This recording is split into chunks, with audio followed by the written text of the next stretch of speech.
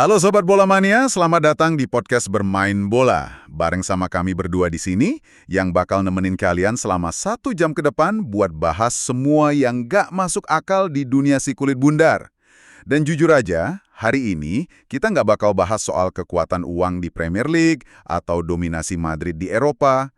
Hari ini kita harus bicara soal sebuah kota kecil di atas lingkaran Arktik yang suhunya lebih dingin dari hati mantan kalian, tapi performanya lebih panas dari kompor meleduk.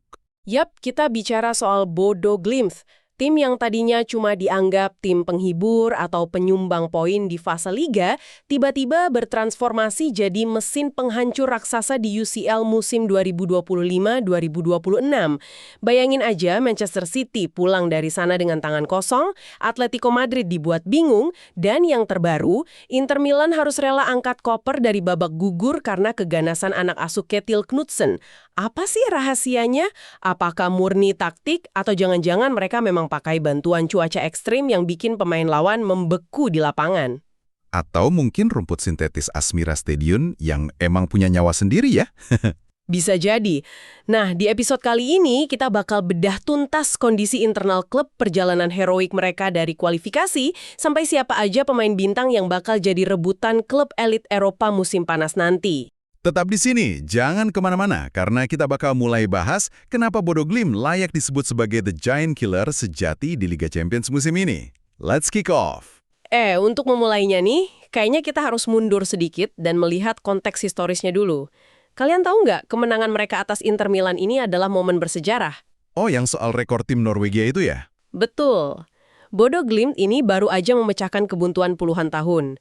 Mereka jadi tim Norwegia pertama sejak Lillestrøm di musim 87-88 yang berhasil menang di laga fase gugur kompetisi elit Eropa. Gila, udah hampir 4 dekade. Bayangin aja. Dan menangnya nggak tanggung-tanggung. 2-1 di San Siro. San Siro loh, markas legendaris.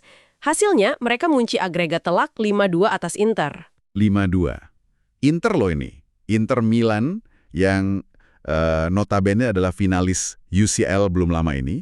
Dan kalau kalian ngikutin Serie A, mereka tuh lagi nyaman banget duduk di puncak klasemen. 10 poin keunggulannya. Nah, 10 poin.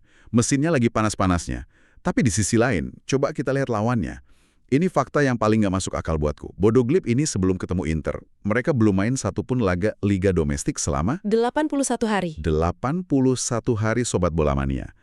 Karena liga mereka lagi libur musim dingin kan. Gimana ceritanya tim yang hibernasi hampir 3 bulan bisa ngalahin tim yang lagi on fire? Secara logika fisik dan kebugaran itu anomali. Tapi disitulah letak kehebatan sistem mereka.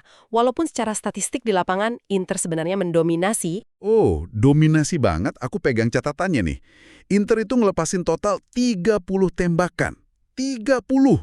Dan angka XG atau expected goals mereka tuh ada di 2,15. Berbanding 1,74 milik Bodo, kan? Benar. Angka XG segitu tuh normalnya Inter udah pasti nyetak 2 atau 3 gol. Tapi nyatanya, Bodo Glimt jauh lebih klinis. Mereka cuma butuh sedikit peluang buat ngehukum Inter. Karena mereka tahu persis kapan harus menyerang ruang kosong. Coba kita bedah golnya. Gol pertama dari Jens Peter Hauge di menit 58 itu kan bukan kebetulan. Itu dari pantulan bola yang salah diantisipasi sama Akanji kan? Tepat. Manuel Akanji melakukan kesalahan elementer. Tapi pertanyaannya, kenapa Hauge bisa ada di sana? Karena Ketil Knutsen memang menginstruksikan para penyerangnya untuk terus menekan bek lawan secara agresif. Kesalahan sedikit aja langsung dihukum. Dan jujur, gol keduanya yang bikin San Siro langsung senyap. Tendangan voli Hakon Evjen di menit 72. Gila, itu indah banget sih volinya. Inter sempat ngebalas 1 gol lewat Bastoni, tapi mental mereka tuh kelihatan udah rontok duluan setelah gol Evjen itu. Sangat rontok. Reaksi pasca pertandingan dari kubu Inter pun secara terang-terangan mengkonfirmasi hal itu. Iya, aku baca kutipannya Nicolo Barella. Dia bilang, kami sudah mencoba segalanya, tapi mereka memang lebih baik. Gelandang sekelas Barella loh yang ngomong gitu. Pengakuan kalah secara total. Dan ini menarik karena pandit dari Inggris, Karen Carney, juga memberikan analisis yang sangat tajam soal laga ini. Dia bilang ini bukan kemenangan hoki kan? Betul. Carney menegaskan bahwa ini bukanlah sebuah kemenangan smash and grab. Kalian tahu smash and grab itu kan tipikal tim kecil yang cuma bertahan total, dapat 1 serangan balik beruntung, lalu parkir bus. Kayak maling yang nyuri poin gitu lah ya. Nah, iya. Tapi Bodo Glimt tidak begitu. Kemenangan mereka sangat terkontrol. Mereka berani memegang bola di bawah tekanan puluhan ribu supporter Inter. Berarti murni taktik kelas atas. Tapi nih ngomongin soal kondisi, kita harus bahas faktor X yang sempat ramai banget dibicarain. Cuaca dan stadion di leg pertama. Aspimira Stadion. Neraka di atas lingkaran Arktik. Asli, itu cuacanya ekstrim banget. Suhu pas leg pertama itu nyentuh -4 derajat Celcius. -4. Anginnya kencang. Terus sebelum kick off, para pekerja itu harus bersihin berton-ton salju dari lapangan. Kondisi yang sangat menyiksa untuk tim tamu. Paru-paru pemain Italia yang terbiasa hangat pasti terasa terbakar saat melakukan sprint. Makanya, kubu Inter sempat protes keras kan? Apalagi soal rumput sintetisnya. Ya, mereka mengajukan protes resmi ke UEFA, terutama setelah kapten mereka, Lautaro Martinez, mengalami cedera betis yang dituding akibat kualitas rumput buatan tersebut. Terus responnya Ketil Knudsen itu loh, elegan tapi savage banget. Kutipan favorit saya. Dia bilang gini, fokus pada apa yang bisa kita kontrol. Terus dia nambahin, City sama sekali tidak menyinggung soal lapangan saat main di sini. Dan kami juga tidak terbiasa dengan rumput San Siro. Telak banget itu buat Inter. Sangat telak.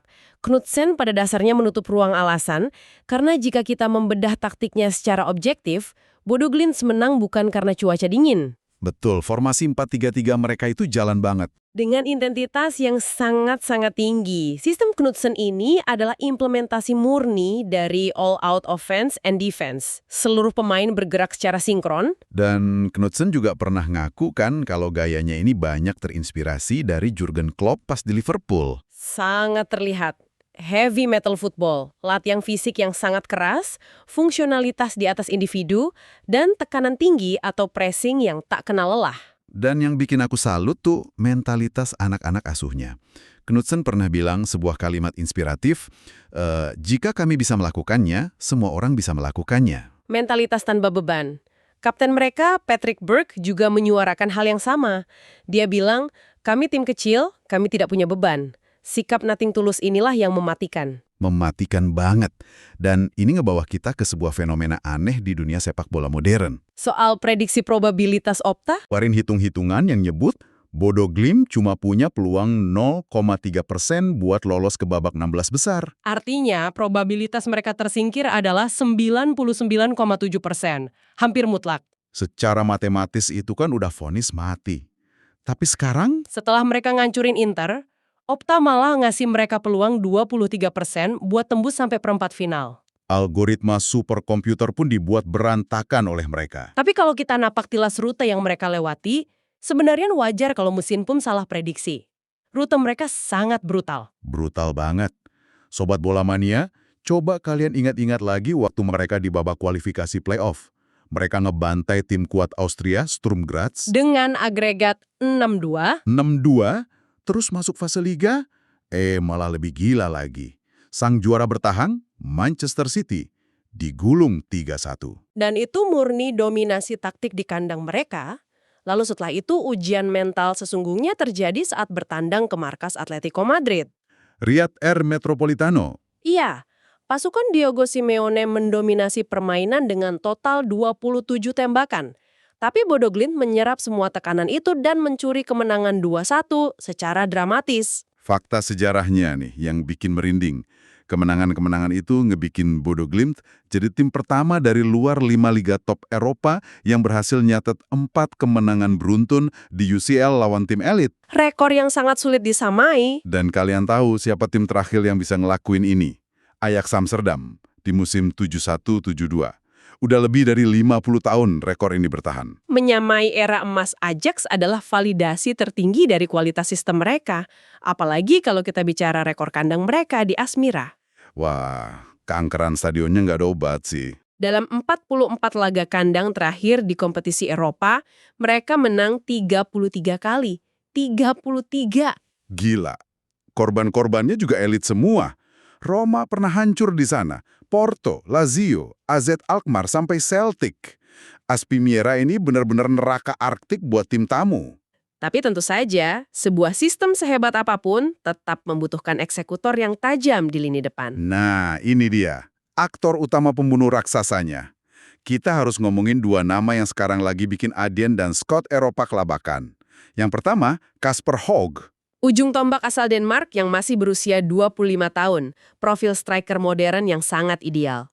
Dia nih gila banget kan statistiknya. Sangat gila. Dia mencetak brace atau 2 gol ke gawang Man City, lalu gol penentu kemenangan melawan Atletico. Dan di leg pertama melawan Inter, dia menyumbang 1 gol serta 2 assist. Lalu adalah top skor Liga Eropa loh.